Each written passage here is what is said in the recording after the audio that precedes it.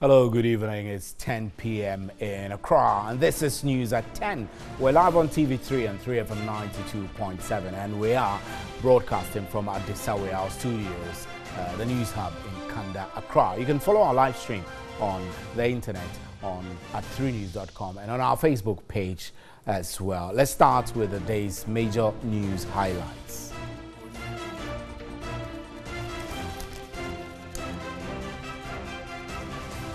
Members of the Ashanti Regional Security Council will be visiting Agogo to engage key interest groups, including the nomadic herdsmen and the leaders of Agogo. This was after a Regional Security Council meeting in the region.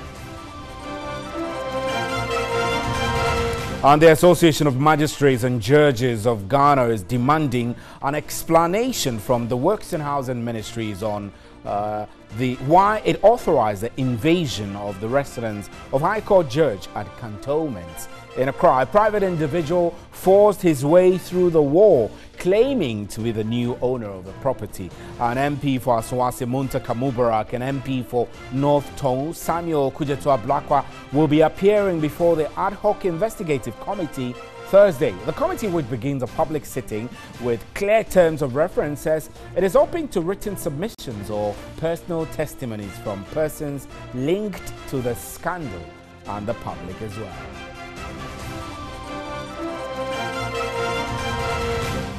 And here in Accra, traders are back to the streets a day after the Metropolitan Assembly. The AMA commenced decongestion of the capital. At some areas, the traders plied their trade in the full glare of the Assembly's task force, who have been mandated to prevent the traders back on the streets. And elsewhere, North and South Korea have agreed to hold military talks to defuse border tensions after their first high-level meeting in 2 years. The North will also send a delegation to the 2018 Winter Olympic Games taking place in South Korea in February.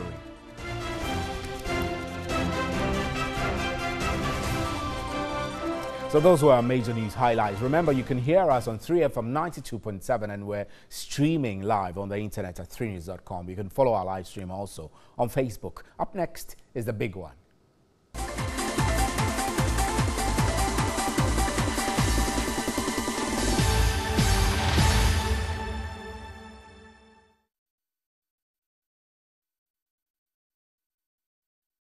Now, the Ashanti North District Assembly, District Security Council, I beg your pardon, has ordered a shoot and kill policy as a means of getting rid of cattle of nomadic herdsmen in the area and to enforce a 2012 High Court ruling. After an emergency District Security Council meeting, the District Chief Executive for the area, Francis Boakye, hinted every cattle will be shot if the herdsmen do not comply with the evacuation directives.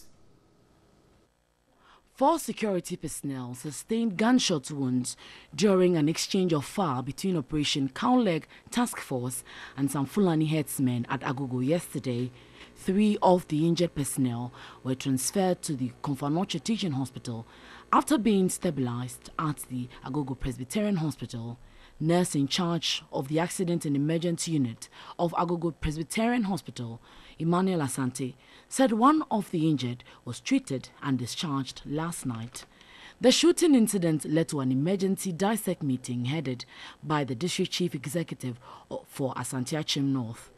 After the meeting, the DCE, Francis Boakye, said they have resolved to embark on total evacuation of cattle in the area. The dissect have resolved that what we are doing is total evacuation.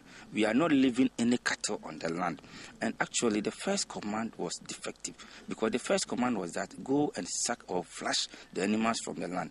But we were not ordered to kill animals or also to kill the Fulanis. But now that the Fulanis are firing back, what should we do? We have to sit down and restructure the first order. The Member of Parliament for Ashanti North, Andy Appiah Kubi, said they have now ordered farmers not to go to their farms for their own safety. Now that the military came and the military they have also been attacked, then there's a presumption of unsafety within this environment. So our advice is for them to stop going to farm for the time being until the situation normalizes. Meanwhile, the Agogo District Police Commander, ASP Samuel Kojo Ezubu, has been replaced with ASP Joe Ahia for allegedly siding with the Fulani herdsmen.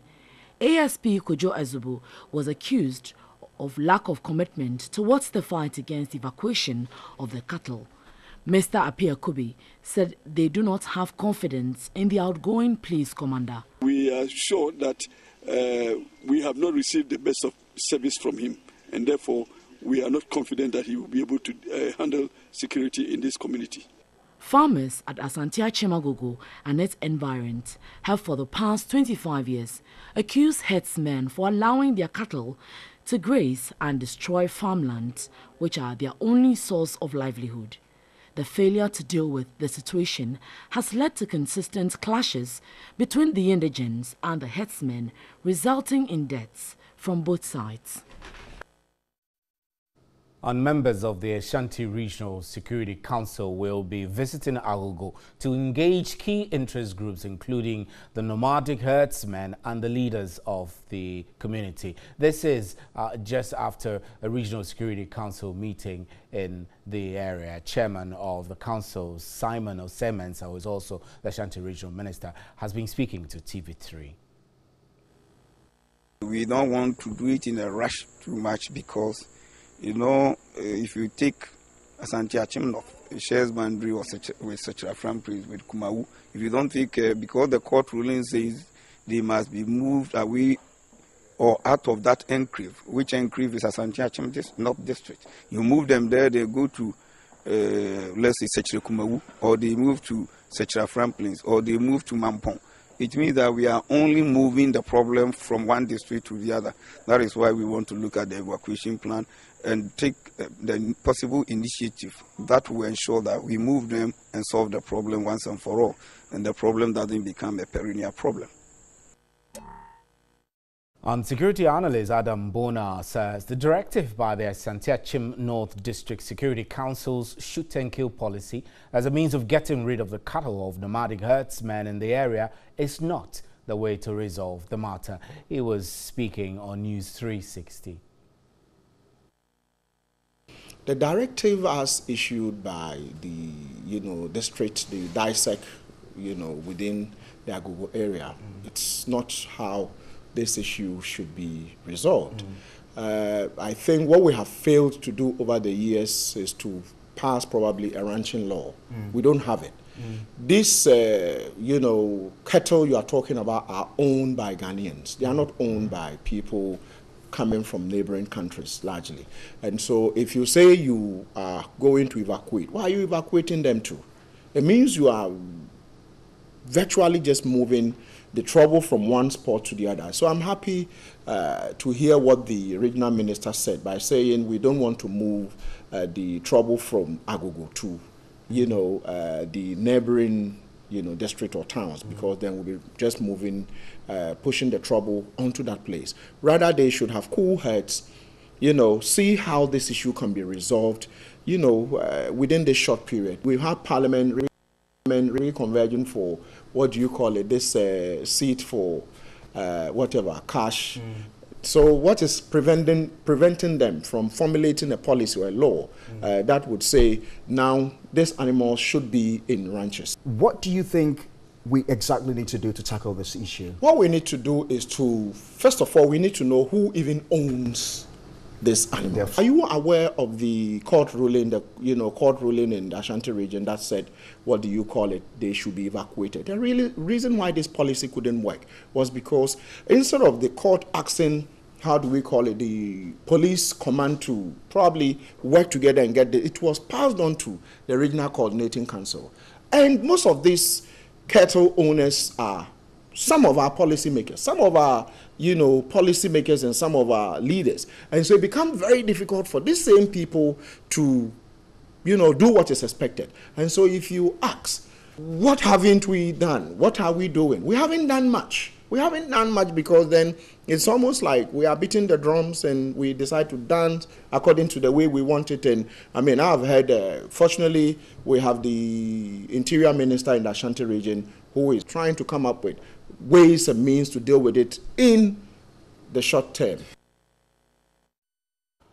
And the Director of Communications for the MPP in Chicago in the United States of America, Richard Ahia, has officially announced his decision to run for the National General Secretary position of the new Patriotic Party. At a press briefing in Accra, Richard highlighted reasons for his new political ambition. Richard is a registered voter in the Pong Katamanso constituency in Ghana. Is known both in the United States and at the party headquarters in Accra, and also served as the diaspora's mobilization coordinator for the Chicago chapter in the 2016 elections.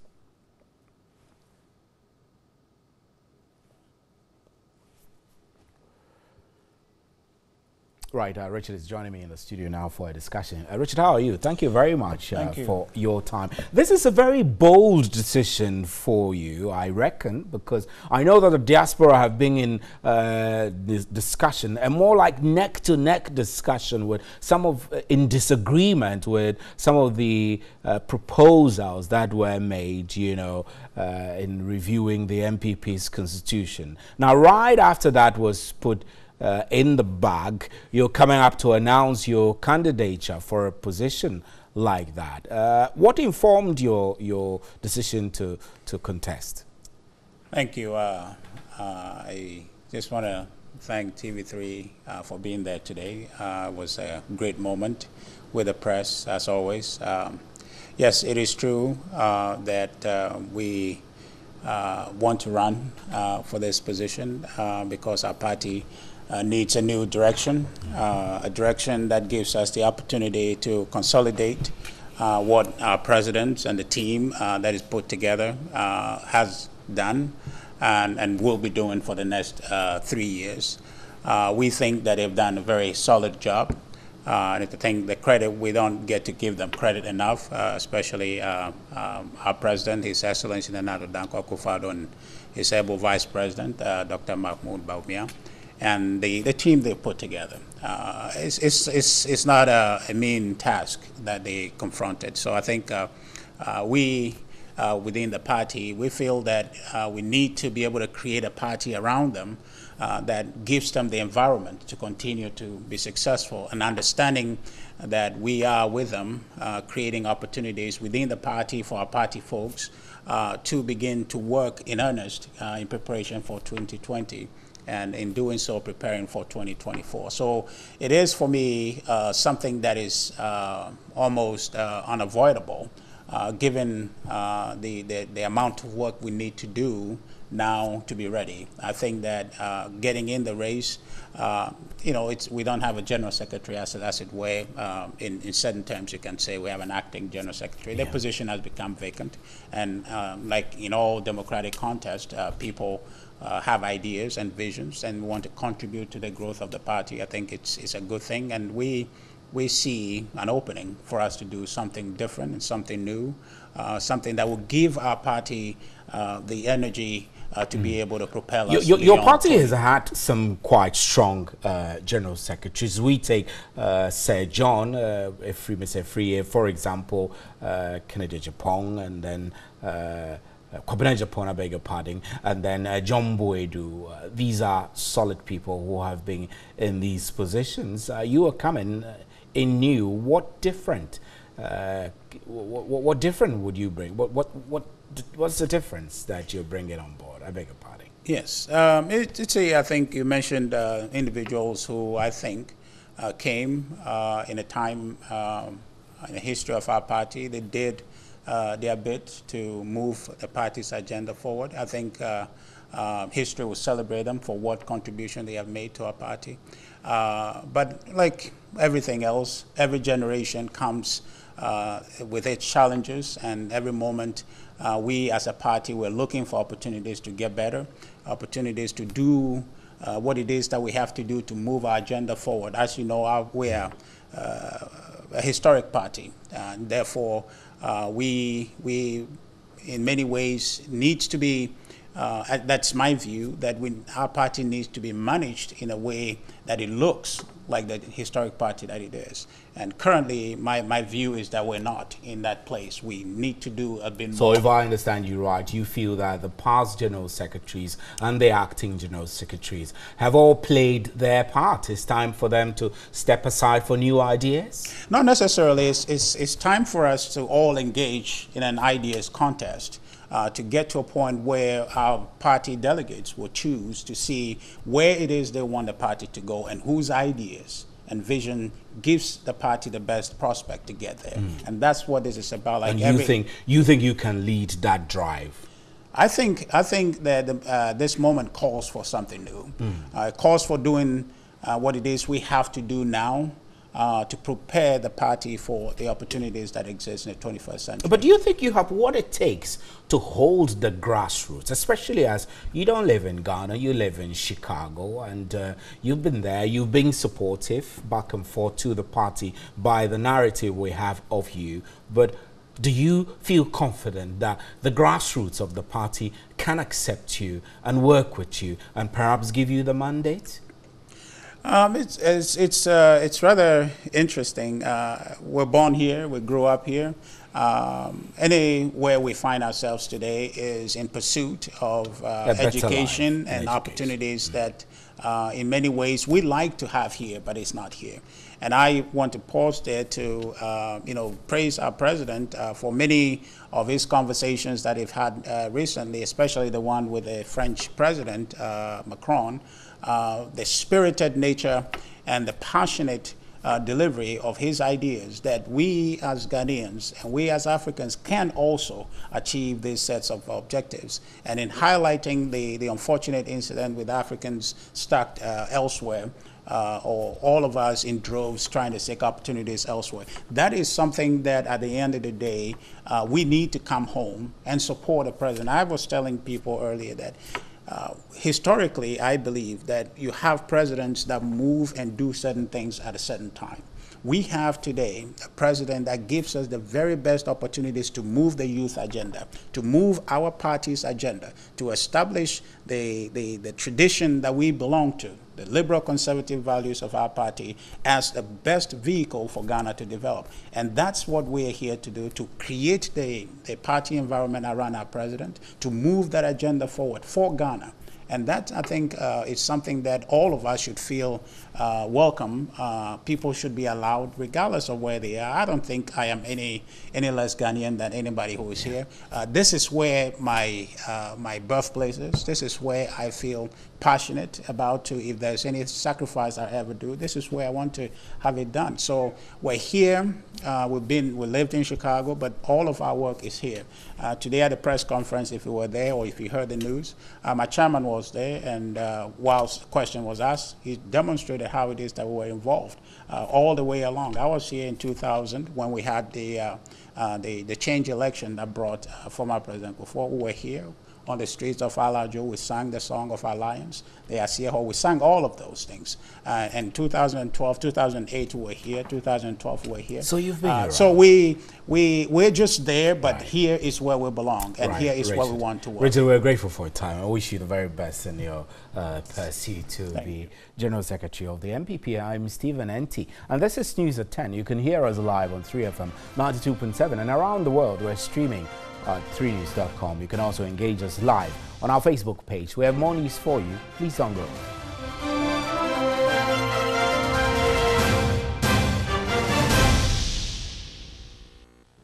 Welcome back. Now, the Association of Magistrates and Judges of Ghana is demanding an explanation from the Works and Housing Ministry on why it authorized the invasion of the residence of a High Court judge at cantonments in Accra. A private individual forced his way through the wall, claiming to be the new owner of the property. This property has been in the possession of the judiciary for a minimum of 20 years. The invasion of the private residence of the High Court judge occurred in the early hours of Monday, January 9. His wall was pulled down to enable the developer, Messrs. Ofosuhene Ajay, get access to the house. The entrance was also blocked with a heap of sand. Gravel poured onto the compound for supposed commencement of construction work by the developer. The developer made documents available to the judge from the Ministry of Works and Housing, indicating he is the new owner of the property. The document, cited by TV3 and signed on behalf of the minister by the acting director of the Works and Housing Ministry, indicated the ministry has reviewed a petition sent by Messrs. Ofosuhene Ejay for approval of a petition to the right of entry to the cantonment residential area infilling scheme plot 17. The letter stated the right of entry onto the property had been granted since July 2008 under the ministry's redevelopment scheme. The Association of Magistrates and Judges is unhappy with the development. Clearly, it is unlawful. We can't imagine something happening just after we celebrated 25 years of, what do you call it? Yes, what we call multi-party government and trying to solidify it. We just can't imagine that something can happen just a day or two after. That shows the mindset of some people. Its president, Justice Victor Ofoe, is demanding immediate reversal of the decision. They believe that they have some people behind them and therefore they can do whatever they like anywhere. My information is that the judge complained and he was as if, well, I don't care whether you are a judge or not. I have been given the place, so I'm coming for it. We think that the insecurity of judges is coming too clear for everybody to see. Yes. Of course, if there were a policeman here on duty, I don't think that the man would have done what he did. Justice Victor Ofoe maintained it is a test case for the president to resolve. If you are doing it to people in the village, why don't you do it to somebody who claims that he knows everybody in Ghana? I believe the president is talking about rule of law, and he means what he's saying. Probably this will be a test case. The president definitely will have heard what is going on because the minister has heard of it. The Ministry of Works and Housing and the private developer are yet to respond to the issue. And the executive director of the Media Foundation for West Africa, Suleiman Ibrahima, has challenged government to expedite action on the passage of the Right to Information Bill as indicated during the 2016 campaign. Suleiman Ibrahima insisted the move to create an office for additional 5 communicators at the presidency wouldn't have arisen if the president had made good his campaign promise. If the government is truly committed to ensuring that there is constant flow of information and citizens are able to access the information that they want to have about how they are being governed, government policies and so on and so forth, what is to do is to pass the right to information legislation, which has been something that has been dragging for the last 17 years. And the MPP in opposition had promised in their manifesto that it would be one of the first things that they would do if the then parliament failed to pass the right to information law. Once they got power, there has been promises upon promises and promises upon promises, and it's not been done. And I think that if the government is truly committed to ensuring that citizens have access to information about governance, what is to be done is to pass the right to information law rather than constantly appointing people. After these 5 people are appointed, I'm sure that we would still find ways of saying that, look, we need even more people. And I don't think that is the way to go. And that's it for News at 10. Thanks for staying with us on behalf of the crew. Good night. Up next is Sports Unlimited with Michael Otieji.